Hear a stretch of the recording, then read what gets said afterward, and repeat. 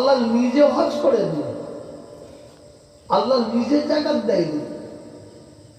তা আল্লাহ যখন নিজে নামাজ পড়েনি, রোজা রাখেনি, হজ করেনি, জাকাত দেয়নি, তাহলে আমরা কেন করবো?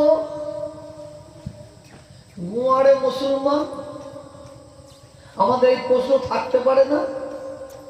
কিছু মূর্খদের প্রশ্ন থাকতে পারে না? আগে না বলেন না, পারে না?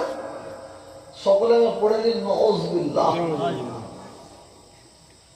আল্লাহ নামাজের কথা, রোজার কথা, হজের কথা, জাকাতের কথা আল্লাহ বললেন, এটা হচ্ছে আমাদের জন্য ওয়ার্ডার,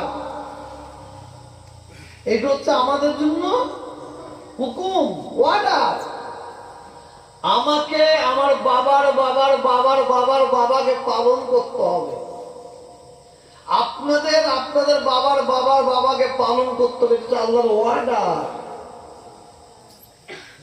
কিন্তু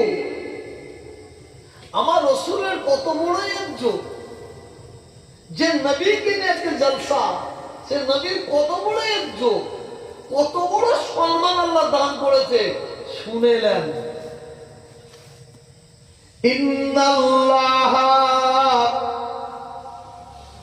ওয়া মালাইকাতাহু ইসাল্লুনা আলান নবী। আল্লাহ স্বয়ং নিজে বলছেন, ইন্নাল্লাহ, আমি, ওয়া মালাইকাতাহু, আমার মালাইকা ফেরেশতারা, ইসাল্লুনা আলান নবী, আমি এবং আমার মালাইকা ফেরেশতারা আমার হাবিবের ওপরে, আমার বন্ধুর ওপরে, আমার দোস্তর ওপরে দরুদ পাঠ করে থাকি। ইয়া ইয়া আইয়ুহাল্লাযীনা আমানু,